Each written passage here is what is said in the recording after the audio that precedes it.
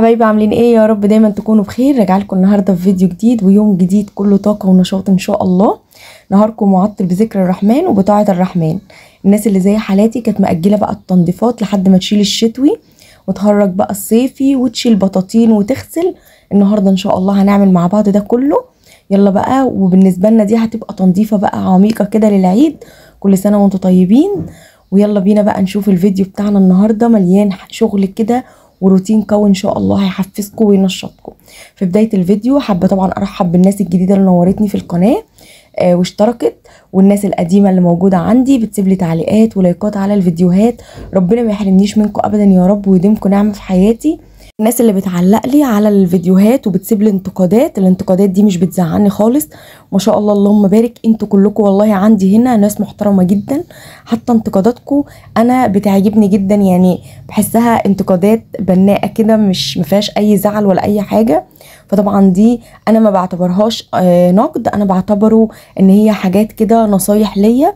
فربنا ما يحرمنيش منكم يا رب، ونصايحكم دي والله بتبقى غاليه عندي قوي. وزي ما قلت لكم قبل كده ان احنا بنتعلم من بعض، يعني انت بتديني نصيحه ومعلومه وانا كمان بديكي نصيحه ومعلومه، يعني بنكمل بعض.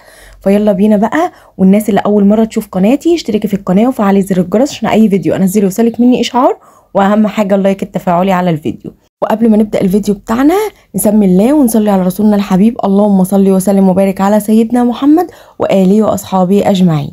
اول حاجه كده دخلت عليها اوضه ولادي.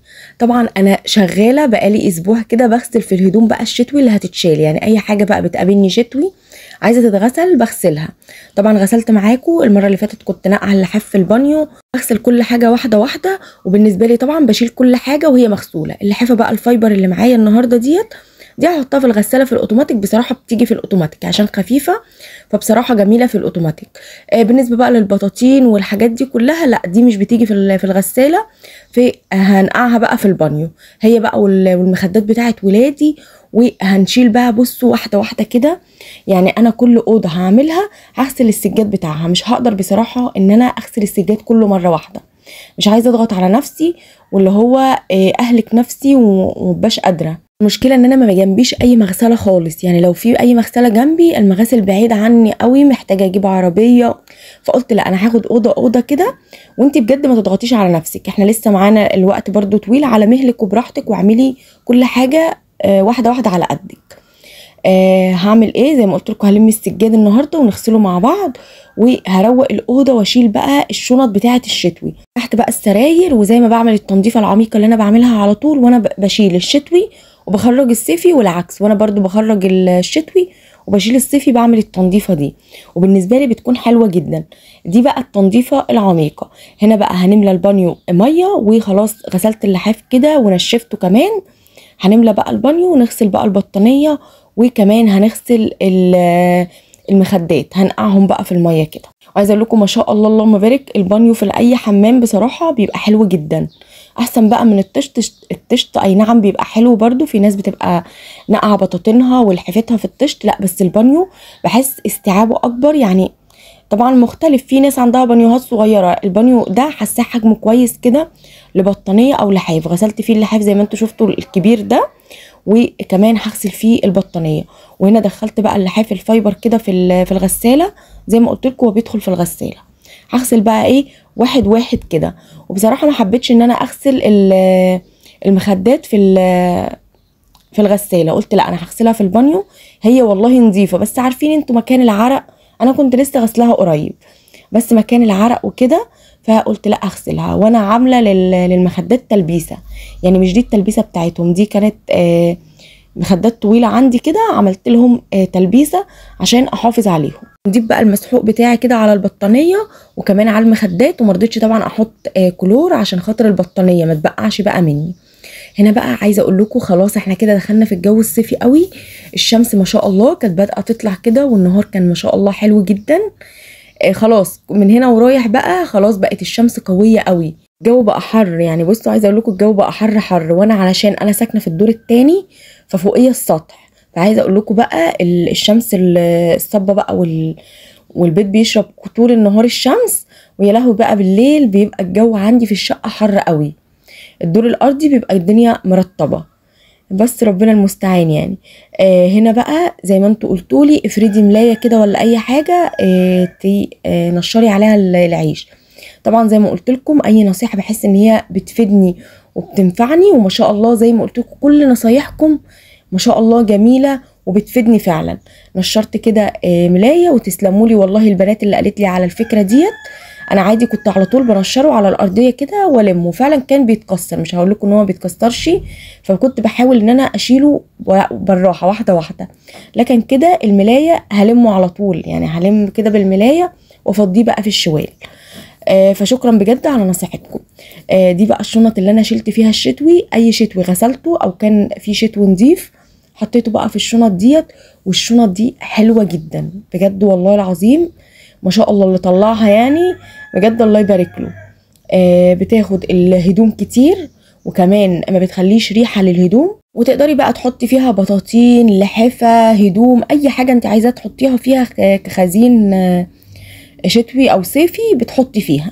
حلوه قوي يعني. انا كنت في الصيفي عامله بقى للكوفرتات والحاجات ديت واحده برضو، فكانت حلوه. وتطلعي بقى الفرشه كده لو مشمساها وغسلها كويس كانك لسه غسلها دلوقتي. هنا بقى هنفك برضو الشباك بتاع الاوضه مليان تراب حرفيا، الطريق كان بيتعمل وكانوا جايبين تربه صفرة كده، هبقى اوريلكم بقى بعد التعديلات اللي عملوها كده. كانوا مركبين بقى مواسير والدنيا كانت بايظه بره، فتحسوا فيه ترابه ناعمه كده. بصراحه البيت كله كان تراب. زي ما انتوا عارفين تنظيفاتي كلها كانت في رمضان والعيد، للعيد الصغير يعني كانت كلها تنظيفات مش عميقه، تنظيفات عاديه. قلت لكم لان لسه ما طلعتش الشتوي، فلسه قصدي ما دخلتش الشتوي وطلعت الصيفي، فلسه بقى ايه هنعاني، فما رضيتش بصراحه اعمل اي تنظيفات علشان مش هقدر اعمل مرتين، فقلت خليها مره واحده. هنا طبعا كنت بطلعها شنط من تحت السرير، واي حاجه بقى ملهاش لازمه بحس ان انا مش محتاجاها دلوقتي بحطها تحت السرير. هي مش كركبه طبعا، لا هي في حاجات انا بحتاجها بس ممكن دلوقتي مش محتاجاها. يعني الحمد لله اي حاجه بقى ملهاش لازمه عندي انا فعلا برميها. وفي طبعا شنط كده شايلاها علشان مش ببقى محتاجاها، والشنط دي برضو هخيطها كده. لما بتتقطع ساعات احيانا وانا بشيل مثلا الشنطه كده فهي مليانه كتير فممكن تتقطع مني. وهطلع بقى هدوم البيبيهات، هدوم ولادي بقى، عندي كوفرتات وعندي بطاطين، وماما الله يبارك لها كانت عامله لي مخده الصغنطوطه دي والحفه وحاجات ديت. هبدا بقى ان انا اطلع فيها كده واركنها على جنب علشان اشوف الحاجات اللي انا محتاجه اجيبها واجيبها، ما اكررش بقى. عندي بقى بطاطين مش هجيب بطاطين.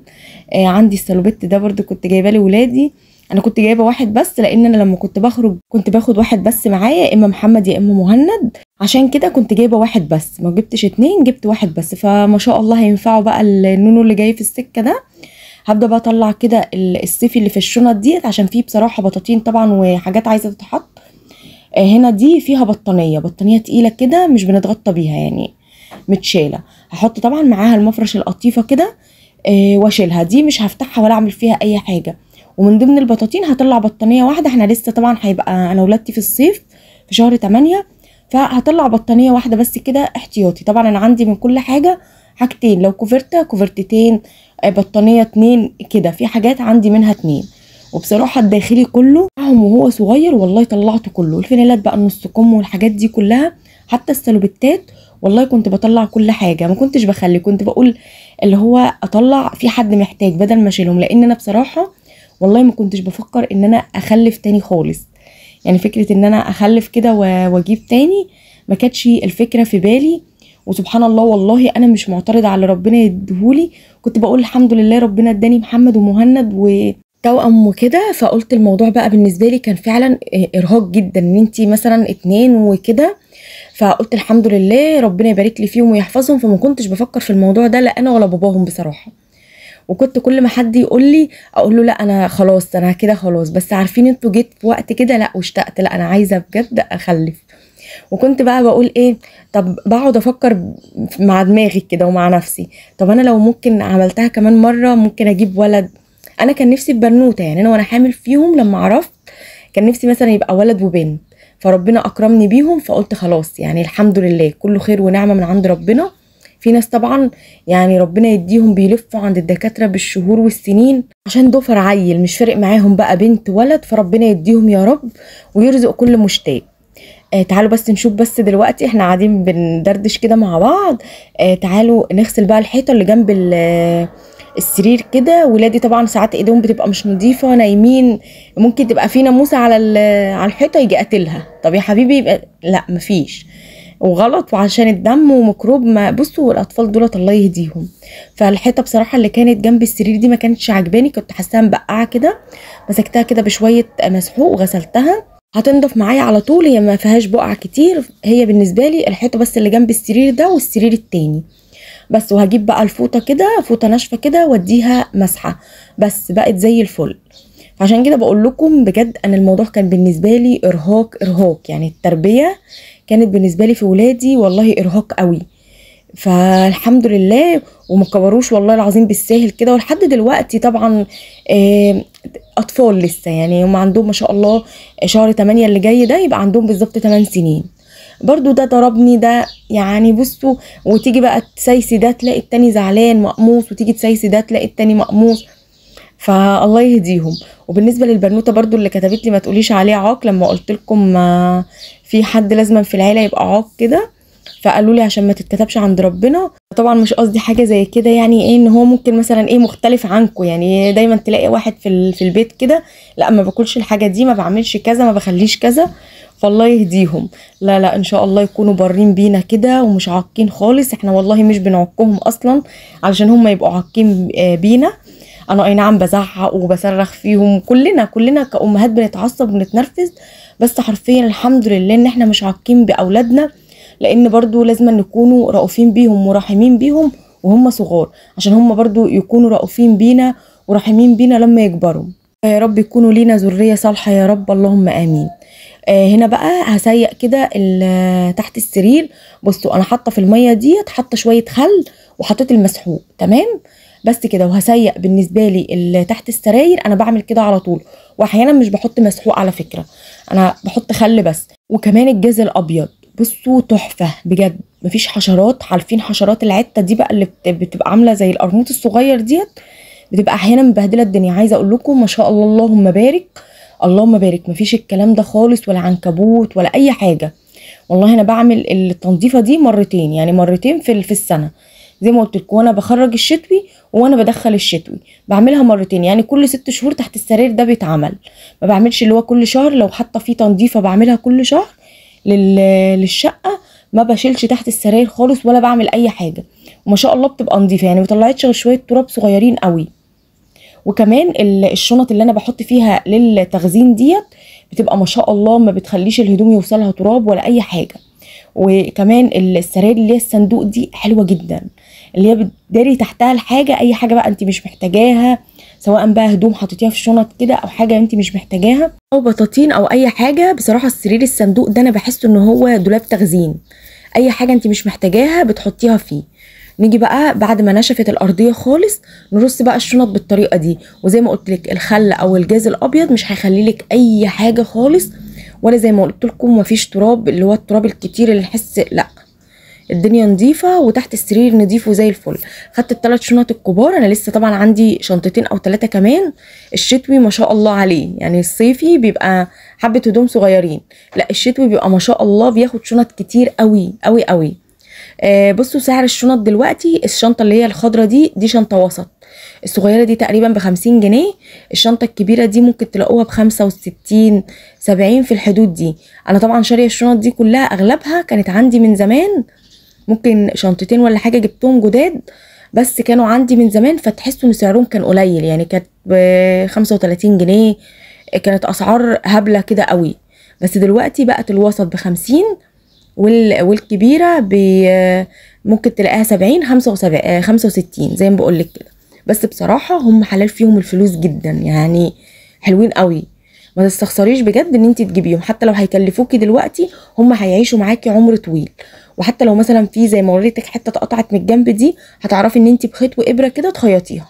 تحفظي بقى فيها بطاطين، هتحفظي فيها هدوم، شوفي انت عايزه تحفظي فيها ايه، اي حاجه انت عايزه تحطيها فيها حطيها بقى فيها وانت مطمنه كده، وقفليها ما بيوصلهاش اي تراب ولا اي حاجه. هننقل بقى المرتبه كده، كنت حطاها طبعا على السرير التاني. عايزه اقول لكم المراتب دي انا نفسي اطلعها في الشمس، بس حرفيا الموضوع هيبقى عليا صعب. عايزه بقى يوم يكون جوزي موجود ولا حاجه في البيت واديهم تشميسه كده. بصراحه ما طلعتهمش في الشمس خالص، هي الاوضه بيدخلها بصراحه شمس وبيدخلها هوا والاوضه مهويه ما شاء الله، بس بصراحه عايزه اطلعهم في الشمس كده، الموضوع هيفرق جدا، ياخدوا لهم تشميسه.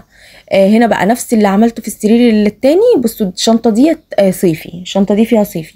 هنا بقى حاطه حاجات كتير قوي ملهاش لازمه عندي، يعني مش ملهاش لازمه او كركبه او انا هرميها، لا انا محتاجاها بس مش محتاجاها مثلا في الوقت ده.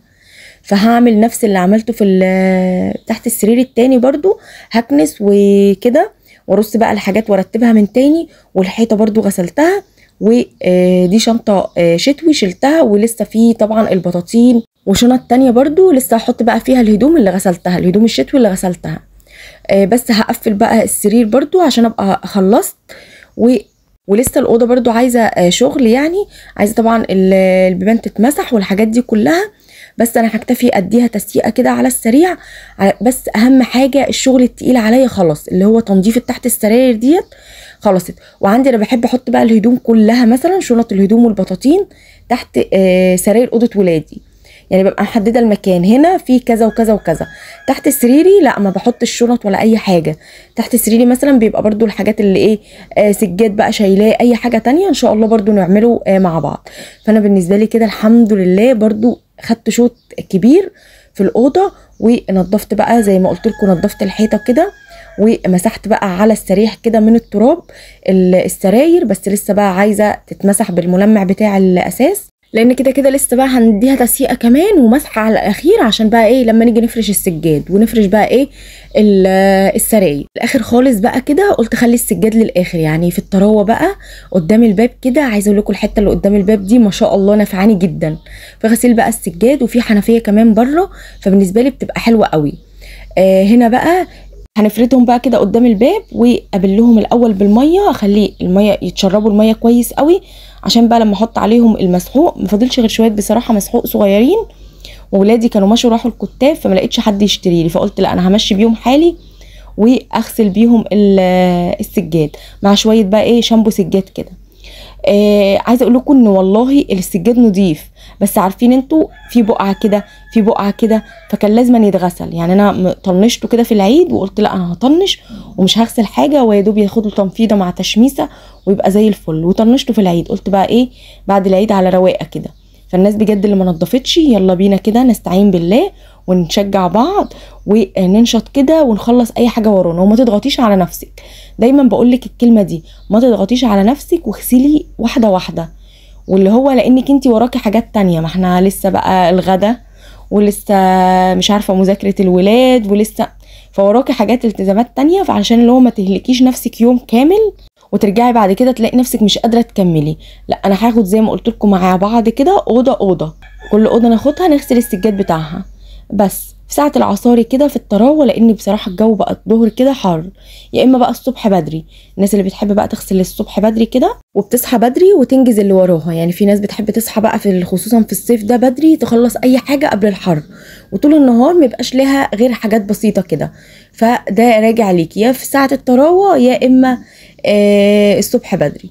هنا بقى بعد ما بغسل كده بغسل برضو الظهر نفس الكلام، بمشي عليه بالفرشه كده.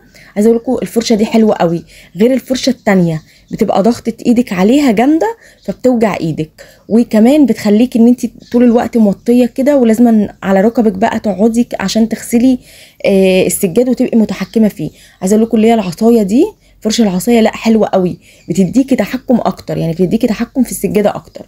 العصايه بتعرفي تمسكيها غير الفرشه اللي هي بتمسكيها بالايد ديت، ما بتبقى في ناس اعصابها بتبقى تعبانه ما بتبقاش قادره تتحكم في الفرشه دي او تمسك الفرشه دي جامد، فبصراحه دي حلوه كده على قد الايد وصغيره وبتعرفي تتحكمي فيها. برمت طبعا المشايه التانية، بسيبها بالمسحوق بتاعها كده شويه، في بقعه ربما ما خدتش بالي منها ما اتدعكتش كويس فتطلع في الشطيب بقى لما نيجي نشطف كده تبقى مفيش حاجه، والسجاده بتاعتنا تبقى زي الفل. وطبعا باخد السجاد وش وكمان الظهريه بتاعته بديه غسله كده بالفرشه، بصراحه بينضف معايا وباقل مجهود. اي نعم طبعا غسيل السجاد بيبقى كله تعب، بس بيبقى باقل مجهود مع بصراحه الفرشه اللي هي العصايه دي. بجد ربنا يقوينا على شغل البيت، والله العظيم والله العظيم انا بقول في كل نهاية يوم وكل نهاية شغل يا رب ديمها عليا نعمة واحفظها من الزوال. يعني والله ما في احلى من الشغل وعمايل ايدك، بجد بيبقى الموضوع ليه طعم تاني. نزلتي السوق جبتي خضار لولادك بتاخدي عليه حسنات، ترويقة البيت بتاخدي، بصوا كل الحاجات اللي بتتعمل ديت واللي احنا بنعملها واللي احنا بنبقوا زهقانين منها والموضوع بالنسبه لنا متعب جدا، والله كل ده ربنا يجعله في ميزان حسناتنا. كل ده طبعا بناخد عليه حسنات. وتقعدي زهقانه وتقولي انا دايره في ساقيه ومحدش بيقدر، لا سبحان الله كل ده عند ربنا مكتوب. بس انت دايما ادعي كده ان ربنا يديمها عليكي نعمه ويحفظها من الزوال. والله العظيم الستر والصحه وراحه البال اهم من اي حاجه. فبجد كل ده بتاخدي عليه حسنات وبتؤجري عليه، ما تفكريش ان انت شغاله كده وخلاص لا كل ده بناخد عليه حسنات وربنا يجعله في ميزان حسناتنا. ودايما اعملي الشغله بحب والله هتلاقيها خفيفه وزي الفل. ما تعمليش الشغله كده كانك انت بتأدي واجب، لا انا بجاهد يا رب، بجاهد علشان كل ده تديموا عليا وكمان يعني تجعله في ميزان حسناتي وتبارك لي في صحتي كده. وبجد ما تفضليش بقى تشكي ده انا ظهري وجعني ده انا رجليا، كلنا على فكره بيجي علينا وقت بنتعب، بس بصراحه كتر الشكوى اللي هو زي ما بيقولك شكوى لغير الله مذله، او ان انت هتفضلي تشتكي. انا مش بحب من طبعي الناس اللي هي بتشتكي كل شويه، تيجي تقعدي معاها تقولك والله ده انا ظهري وجعني ده انا عملت مش عارفه ايه النهارده تعبت. ما تبقيش كده تفضلي تشتكي يعني، او ما تقعديش مع الناس اللي هي بتشتكي. انا ما بحبش بجد الناس اللي بتقعد تشتكي باي حاجه. احنا ممكن نقعد مع بعض بنتكلم في اي حاجه بعيد بقى عن الشكوى والاسئله والحاجات اللي هي المقرفه ديت اللي بتخليكي بتحبطك. ودايما بقول لكم اقعدوا مع الناس اللي ما تحبطكمش، اقعدوا مع الناس اللي دايما بتديكي روح معنويه وبتحفزك كده وبتديكي طاقه ايجابيه. ايه اللي يجبرك ان انت تقعدي مع ناس بيدوكي طاقه سلبيه وانا تعبانه انت بتقومي اصلا من قعدتهم دي انت اصلا ذاتك تعبانه. يعني انت لما بتقومي من قعدتهم تحسي ان التعب اللي هم حكولك عليه ده كله بقى فيكي. طب وليه لا ما تقعديش معاهم؟ اقعدي كده في بيتك في ذكرك في عبادتك في تربيه ولادك وما تشغليش بالك بيهم خالص. فردت هنا السجاده على السور كده، وبعد ما غسلت النص يعني بغسل النص بالميه واغسله كويس قوي، باجي برمه كده واجي مديره بقى النص التاني يم جوه ومطلعه التاني بره كده علشان اغسله. بصراحه السور ده حلو قوي. عندك اي حاجه حطي عليها. في المغسله طبعا بيبقى عندهم حديد كده بيحطوا عليه السجاده نصين ويشطفوها، بيبقى طبعا ما شاء الله ضغط الميه اقوى كمان من كده بكتير. بس طبعا احنا بنغسل في البيت، وزي ما قلت لكم والله بالنسبه لي السجاد الحمد لله كان نظيف يعني ما هوش متبهدل خالص، لان انا ايدي في الحاجه وبرده بحاول احافظ. ومش بنقعد في اوض النوم يعني بنقعد مثلا في مكاننا المحدد، ما بندخلش بقى، ما بخليش ولادي مثلا يبهدلوا الدنيا، ما يشربوش حاجه في الاوضه، ما ياكلوش حاجه، او لو هياكلوا ويشربوا حاجه طبعا على صينيه او بفرش لهم ملايه كده. هنا بقى نغسل كده البوابه مليانه تراب ونروي بقى الزرع. وبالنسبه لي كده الحمد لله كان اليوم خلص وما شاء الله اللهم بارك. ربنا والله كان مقويني ومديني الطاقه، رغم الواحد بيجي عليه وقت بيبقى تعبان، ما اقولكمش كلنا بيجي علينا وقت وبتبقي مرهقه وما انتش قادره تقومي، بس لما تستعيني بالله كده وصلي لك حتى ركعتين قبل ما تبداي اي شغلانه والله العظيم بتلاقي نفسك عايزه تشتغلي كده وفيكي طاقه حماس وبتنجزي كل اللي وراكي. واللي جنبي ده الفاصل بيني وبين الجراج بتاع عربيات، مش موقف ولا اي حاجه. هنا انا عندي جنبي جراج عربيات، تحس ان هو عامل والله ونس للمكان. يعني الواحد لما حتى بيبقى وقت متاخر وجوزي كان بيبقى احيانا مسافر كده ومش موجود معانا، فاللي ماسك بقى الجراج صاحب الجراج بقى بيبقى عامل حس كده بالليل طبعا ما بينامش، بيحرس العربيات، فبصراحه بيبقى عامل جو من الامان كده. فلان احنا نفرين 2 بس في الشارع، يعني بيت كمان كده في الشارع، فبرضو الجو بيبقى ساكت كده. والارياف دايما بيبقى مختلف عن المدن، والمدن بقى بتبقى زيطه وعربيات رايحه وعربيات جايه وكده، رغم طبعا ان العماره بيبقى كل واحد في حاله، بس طبعا بيبقى الشارع تحس ان هو حي اكتر من الارياف. الارياف طبعا ممكن مثلا الناس بتبقى قاعده في بيوتها مش نايمه بس صاحيه، بس قاعده في بيوتها، ما بيبقاش فيه حركه زي المدن. والشوارع طبعا الكبيره بيبقى طبعا فيها حركه اكتر من الشوارع الصغيره شويه. فالواحد بصراحه الجراج ده بيحسسك بالامان كده. هنا بقى هطلع بقى السجاد بعد ما سبته يتصفى شويه كده، خلاص المغرب اصلا كان هيأذن، يعني احنا كنا خلاص كده فاضل بالظبط نص ساعه او ساعه الا ربع والمغرب هيأذن. خلصت بقى السجاد وحطيته على السطح كده، قلت عشان ان شاء الله تاني يوم ياخد الشمس بقى، عشان ياخد بقى الشمس من اول اليوم، يعني من بدايه اليوم بقى كده يبقى واخد الشمس، بحيث ان انا لو صحيت مثلا الساعه 10 11 يبقى ايه السجاد بقى بتاعنا كده محطوط على السطح. وهنا بقى انزل اغير هدومي كده مكان طبعا الميه، انا خليت السجاد زي ما قلت لكم للاخر خالص علشان ايه لو الميه بهدلتني. بعد كده خدت شاور بقى وغيرت هدومي، وكنت حاطه بقى الفراخ على النار، وكمان عامله مكرونه، وكان عندي باقي رز بشعريه، فكنت عامله الاكل كده وانا شغاله حاطه الاكل على النار. الاكل اللي معانا النهارده تقليدي عادي، شوربه بقى، وحمرت الفراخ كده ما شاء الله اللهم بارك شكلها يفتح النفس، وعملت شويه شوربه. الفراخ اللي احنا دابحينها سوا بقى عايزه اقول لكم شوربتها رهيبه.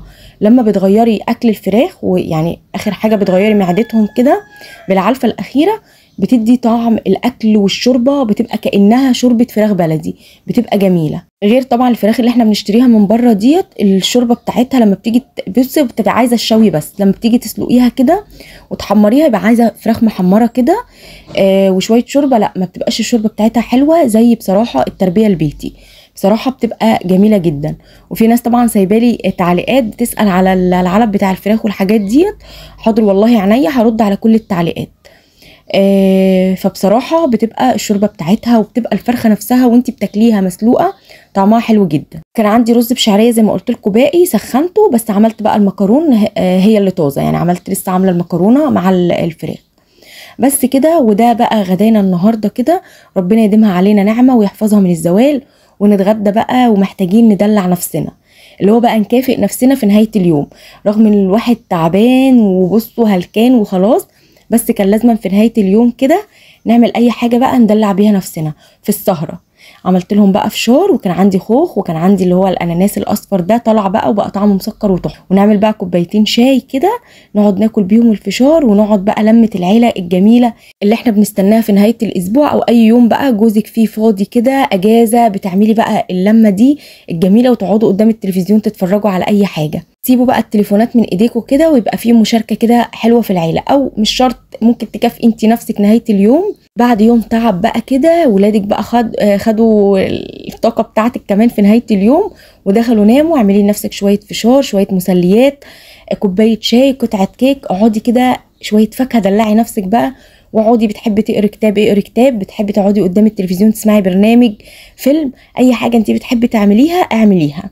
وده طبعا بيديكي طاقه وبيحفزك تقدري تكملي اليوم التاني، يعني بيديكي طاقه بقى ان انت كده في يوم عندك تاني محتاج برضو منك طاقه وحماس.